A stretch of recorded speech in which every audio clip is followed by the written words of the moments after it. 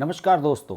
इस समय देश की राजनीति का केंद्र बिंदु बनी हुई है आम आदमी पार्टी। मनीष सिसोदिया की गिरफ्तारी के बाद आम आदमी पार्टी को लेकर बहुत सारी चर्चाएं शुरू हो गई हैं। खासतौर से एक सबसे बड़ा सवाल तो यही उठने लगा है कि भ्रष्टाचार के खिलाफ जन आंदोलन के गर्भ से जन्मी आम आदमी पार्टी आज खुद भ्रष्टाचार के आरोपों से घिर गई है। उसके दिल्ली सरकार के दो दो मंत्री जेल पहुंच चुके हैं। सत्येंद्र जैन जो स्वास्थ्य मंत्री थे और भी कई उनके पास विभाग थे, वो 7-8 महीने से लगभग जेल में हैं, ईडी की हिरासत में हैं। और अब नया नया मनीष सिसोदिया का मामला सामने आ गया शराब घोटाले का।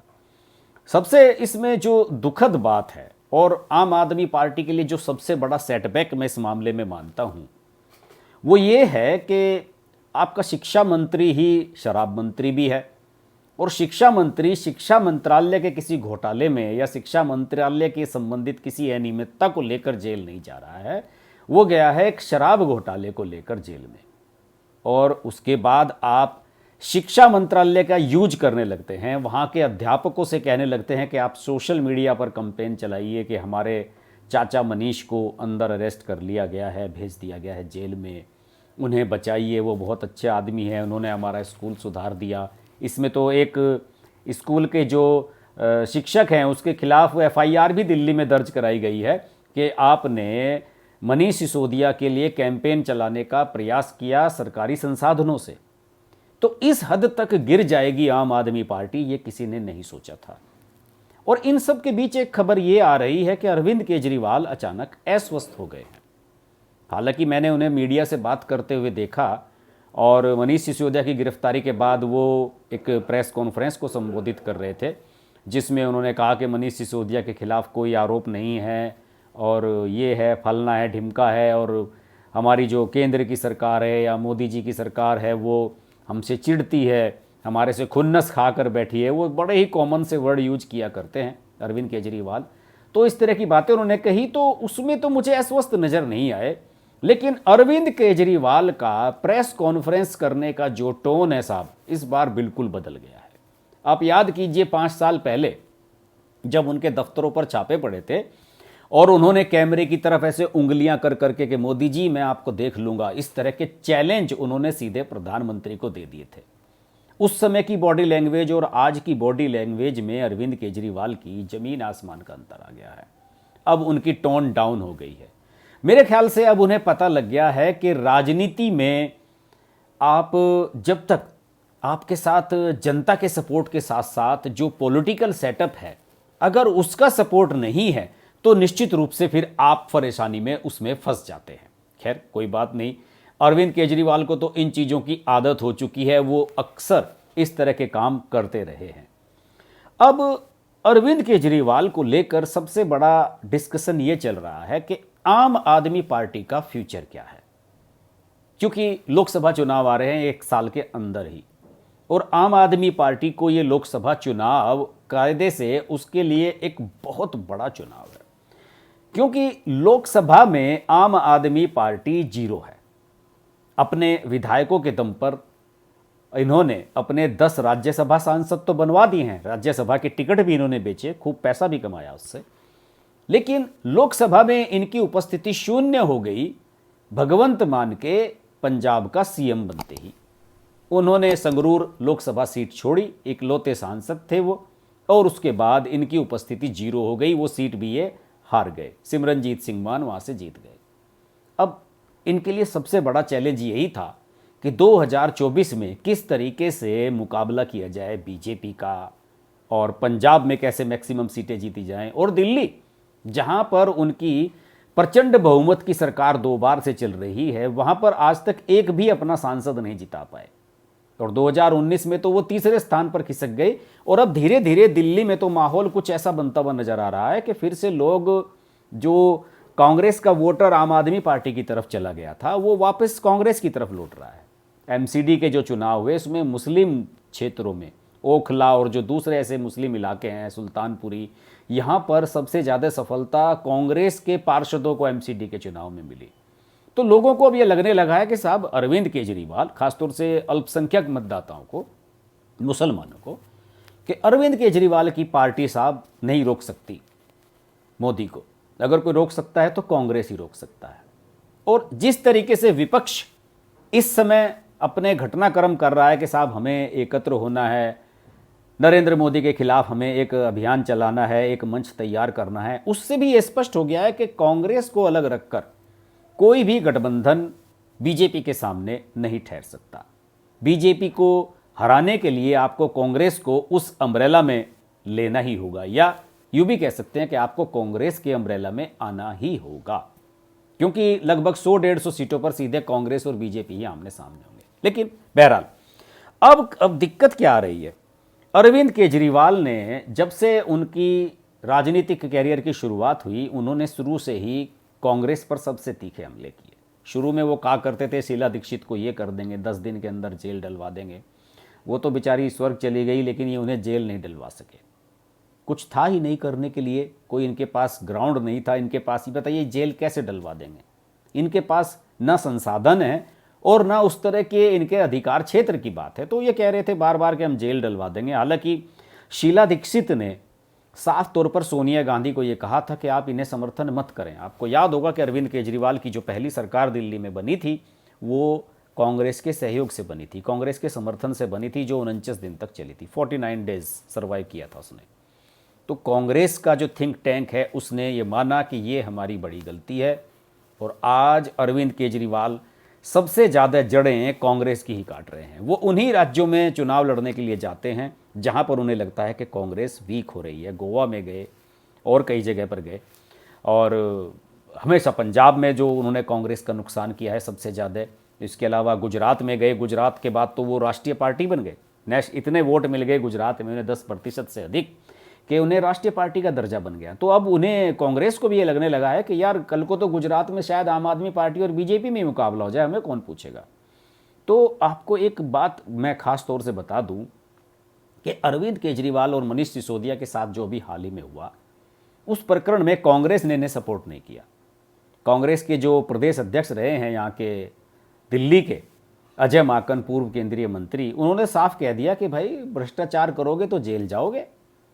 कांग्रेस शायद दूसरे नेताओं के जेल जाने पर, शरद पवार या एनसीपी के नेताओं के या किसी दूसरे नेता के या शिवसेना के नेता के जेल में जाने पर तो शायद हंगामा करती है, लेकिन आम आदमी पार्टी को जब अंदर भेजा गया या मनीष सिसोदिया अंदर गए या सत्येंद्र जैन गए, तो कांग्रेस ने साफ कह दिया कि भैया आप जैसा कर्म करोगे वैसा ही भोगोगे। आपने भ्रष्टाचार किया है तो जेल तो आपको जाना ही पड़ेगा। यानी इस मुद्दे पर उन्हें कांग्रेस जैसी देश की सबसे बड़ी गैर बीजेपी पार्टी का समर्थन नहीं मिला।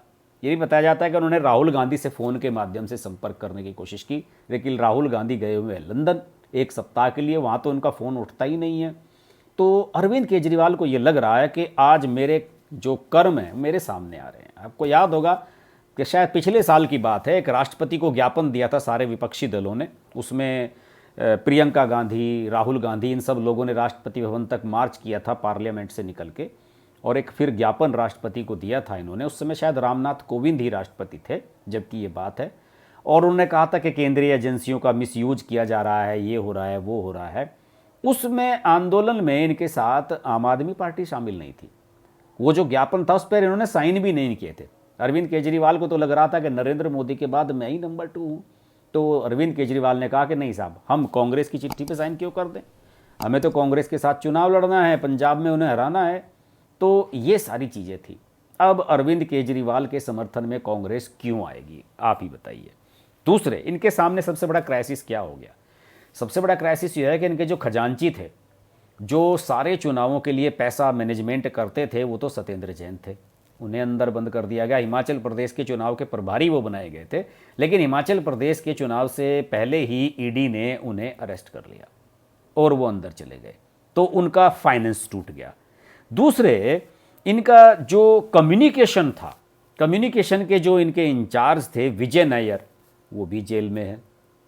इसके अलावा मनीष सिसोदिया, जिन्हें यह कहा जाता था कि अगर अरविंद केजरीवाल कैंपेन करने के लिए गुजरात गए हैं या गोवा गए हैं या कर्नाटक गए हैं या तेलंगाना गए हुए हैं, तो दिल्ली में सारा कामकाज मनीष सिसोदिया देख लिया करते थे।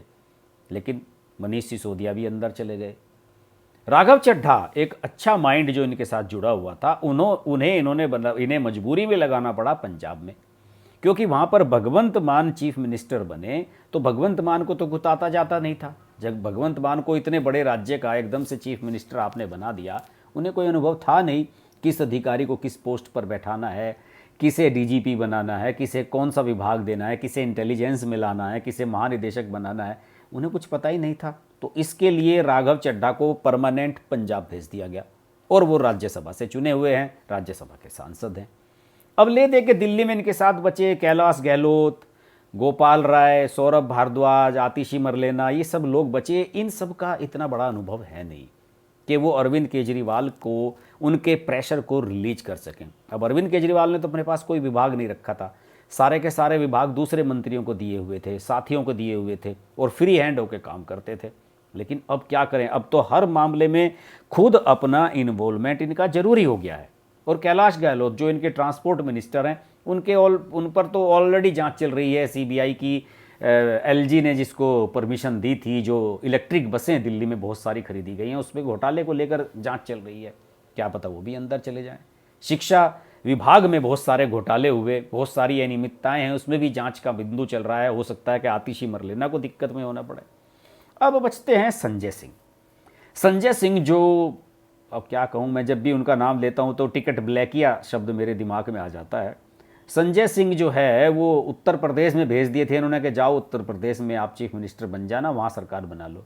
तो उन्होंने सोचा वहाँ सरकार तो नहीं बनेंगे, लेकिन आम आदमी पार्टी की ये जो टिकट हैं वो हम ब्लैक में बेच सकते हैं। लेकिन एक टिकट नहीं बिका इनका और अपना सा मुँह लेकर वापस दिल्ली में आ गए और फिर पार्लियामेंट में ही इन्होंने हो हंगामा अपना शुरू कर दिया। तो संजय सिंह हैं, वोकल हैं, अरविंद केजरीवाल के करीबी माने जाते हैं मनीष सिसोदिया की तरह ही, लेकिन राज्यसभा के सांसद हैं।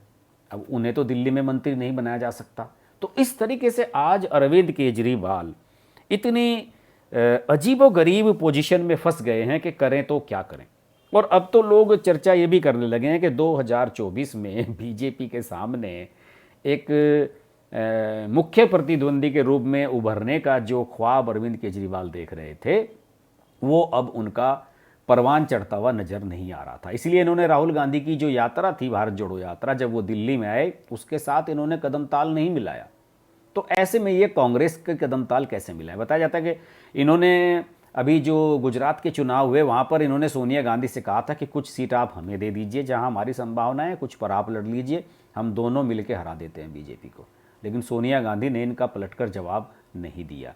कांग्रेस ने एक लाइन खींच ली है, अरविंद केजरीवाल को अपने साथ नहीं लेना है और ना ही अरविंद केजरीवाल को उस अम्ब्रेला में आने देना है जिसमें कांग्रेस खड़ी होगी।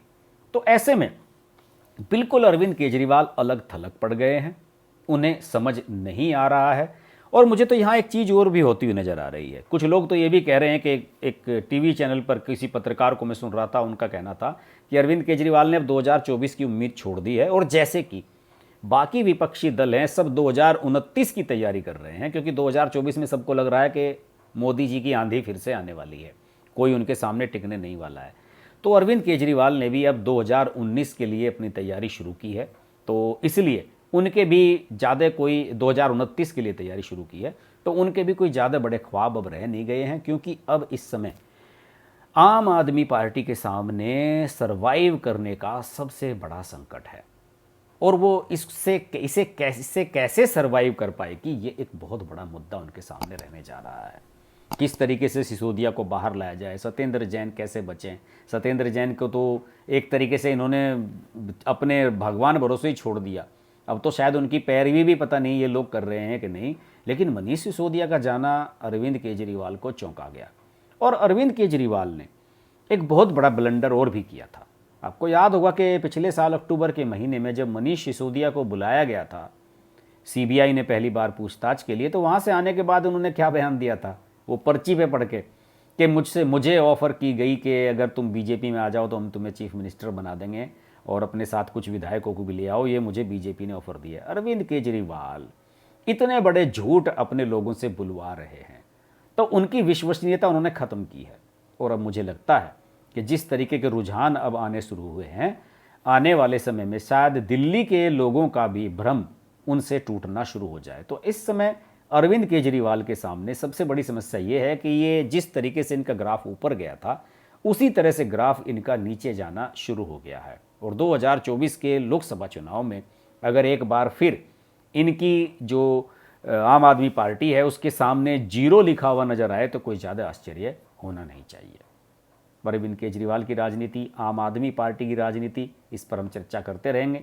पॉलिटिकल पॉइंट जो हमारा ये शो है, इसमें तो इसी तरह के मुद्दों पर हम चर्चा करते हैं और बड़ी डेप्थ एनालिसिस करने की कोशिश करते हैं। अगर आपको ये वीडियो पसंद आए तो लाइक कीजिएगा, शेयर कीजिएगा। चैनल अभी तक सब्सक्राइब नहीं किया है तो सब्सक्राइब जरूर कीजिएगा और मुझसे लाइव जुड़ने के लिए नोटिफिकेशन का बेल आइकन जरूर प्रेस कर लें, वरना मेरे लाइव आने का आपको पता ही नहीं चलेगा। अगले वीडियो में आपको फिर मुलाकात होगी आपसे, तब तक के लिए नमस्कार।